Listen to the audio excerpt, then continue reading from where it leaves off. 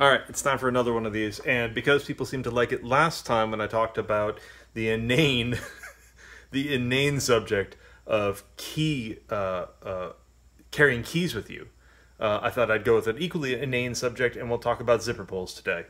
So I got a couple things laid out here, and we'll see if we can. Oh my God, the camera! Let's see if we can get this thing. Okay, so what we got here is three things so far. All right, examples laid out on the desk. First thing is this. This is a piece of 3/4 inch rock climbing webbing. It's been cut short. It's been tied with a water knot. You can look up how to do one of those. They're super easy. They are very secure. They do need snugging from time to time.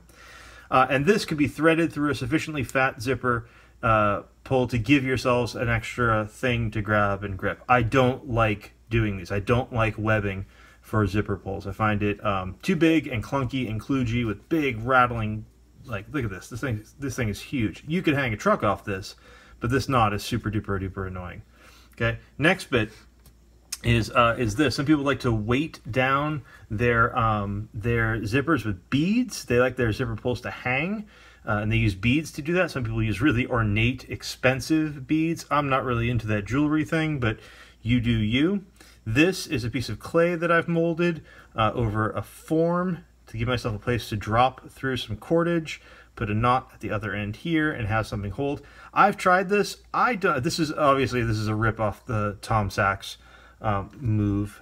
He would do his this way with a little bit of embossed red paint on there. But I'm not into these. I find them a little bit clunky. I like his, but I can't form mine the way he does. And I find them too clunky. I don't like the big, goppy zipper pull. I prefer something a bit more svelte. So to that end, camera move.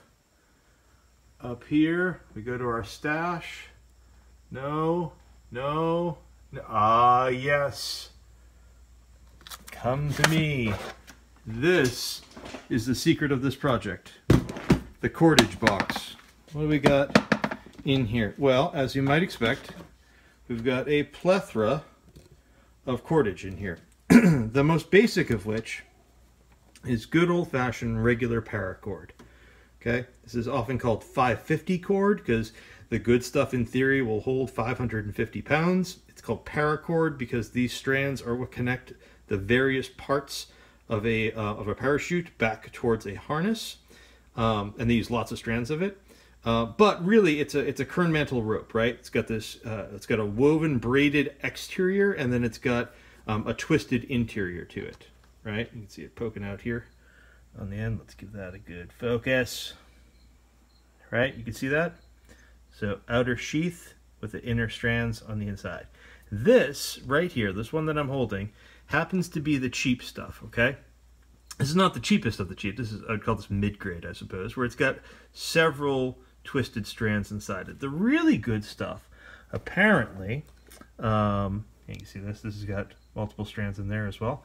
The really good stuff, let's see if I got a piece of it kicking around in here. The very best stuff, actually, here you go.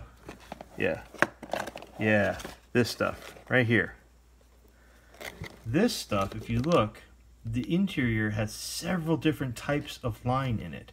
So it's got these big fluffy ones here, but it's also got these kind of skinny ones. These are incredibly strong.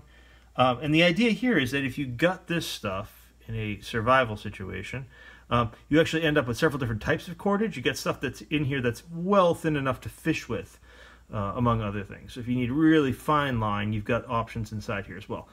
There's a price difference typically between the good stuff and the not so great stuff. There's often usually a weight difference as well. This one's military grade, I guess, whatever that means. But it comes in billions of colors. You can get big long hanks of it. You can get smaller hanks of it. There's also these really skinny stuff. This is almost like a miniature version of it. There are finer gauges of paracord around that you find, like 300 and 150 and stuff. I don't care for these much, this weight much, unless you're talking maybe about internal zips on a bag where I don't want a lot of bulk in there. But I tend not to use this. I tend to use fairly standard paracord. You can also get it, it's often called like glow line, and it has, if you look at that diagonal, that's got 3M like reflective stuff. And so if you shine a flashlight across this or whatever in the dark, these little things will light up pretty good. And that can be nice. Any way you cut it, when I'm making zipper pulls, I take this paracord and I gut it. I cut my piece, and I usually cut, you know, I don't know, good like pretty good sized loop. I'm probably cutting, you know, a foot of line off nearly to make a zipper pull, and you'll see why in a moment. And then I gut it. I take these center cores out of it, and you end up with just the outside covering of it, right? The kern mantle, and you end up with this. This has already been gutted, and you can see it gets really flat and thin. So I don't really care if I've got the good internals or the bad internals, because I'm only going to use the outside for this particular thing anyway. This material, by the way, also makes really good shoelaces and bootlaces, because it's flat like this. It doesn't come untied very easily, and it comes in a million colors, which is nice. Anyway, so I end up with strands of this stuff here, okay? And then you would often tie this sort of cordage with like a fisherman's knot. Like this is a double fisherman's. You can look up how to do one of those, which is a very secure and relatively low profile knot. I don't like it for zipper pulls because of the length of the thing. And so my preference, my absolute preference for building a zipper pull, I'm going to show you an example here on one of my bags, is like this. That is a piece of 550 cord. This one is not gutted because I had the space to not gut it. If I've got if I've got a smaller zipper pull, this is a fairly large zipper pull. If I have a smaller zipper pull, I'll have to gut it to get it to fit through. I tie it in a loop with an overhand knot at the end. That's just a stopper. It's not a critical knot, so I don't mind that. Always melt the ends thoroughly of your cordage. You don't want that fraying off on you. Overhand knot here, and that's just tied in a loop that way. And then I feed the end of the loop through the bottom of the zipper pull down here, back up and out the upper part, and then I thread the knot through that to pinch it like this.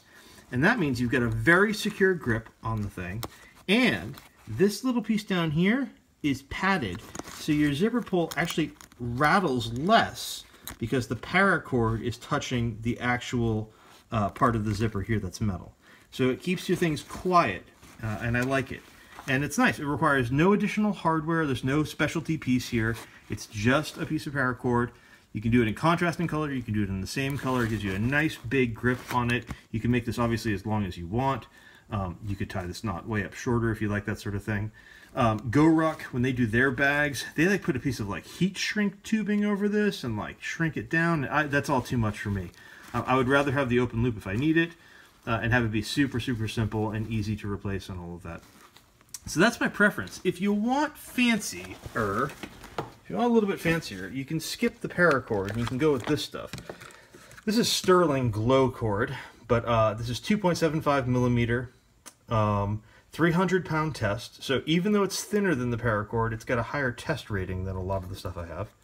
And this is proper kern mantle rope. It's got Scotch Brite, not glow in the dark, but like reflective panels. That little gray dot that's in there is actually very reflective.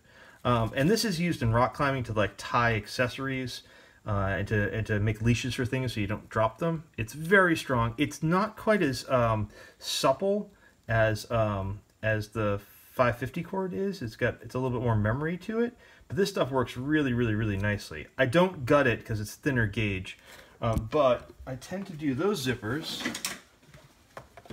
pulls like this. So in this case, my zippers didn't have the extra pull on them, right? And so I thread this cord through, I overhand knot it here, right? So this piece can't shuffle. It's very quiet, which I like. And then at the very end, to finish the ends, you can buy these zipper pull ends, cord ends, okay? They're annoying to get, and they're expensive, and they're specialty. But they come in colors and all that sort of stuff. And when you get them, they actually look... Do I have one out here? I do. Here's an unused one. They actually look like this. So they're unfolded, right? You stick your cord ends through this hole, and then on the inside, let's see if you can see this, there's all these little teeth to grab the cord. I melt my internals as well. I don't know that you have to. I melt the end of my cords that's going to go into that. I melt that carefully together, and then you slide them through, and then this whole thing sort of folds up, and you see this little tab up here is going to fit into this little tab hole on the side here. So you just fold the whole thing up, and you end up with your cord sticking out the end, and you end up with a nice, neat, durable, professional looking finished end. These are reusable. These can be, if you put a little screwdriver in here, you can, it's a little bit like undoing a zip tie. You can uncatch the little latch on it, and you can pop this thing open and reuse it, which is great because they cost way more than you'd think. But that makes a really nice pull as well. They're very quiet. It's lovely. But I use that here because these zippers don't have the metal pull already on them. If they already have the metal pull, I want to quiet the metal pull down, and so I use that woven through technique that I showed you on the other. So there you go. That's my exhaustive and entirely neurotic building of zipper pulls. I would caution you, you may be tempted to use really heavy duty stuff. Like this is Spectra cordage. This stuff is both thick. You could see in relation to like paracord, it's even fatter. And this stuff is super, super like wiry. It's incredibly strong, but it doesn't hold knots very well, and it's super stiff. I wouldn't use it. But you can get paracord in a bajillion million colors and get them to be easy to see or to blend in or whatever you'd like very, very, very easily. So there you go. That's how you do zipper pulls, guys. Go nuts. Put them on everything. Don't add beads. They're just loud and expensive and noisy. All right, see you next time.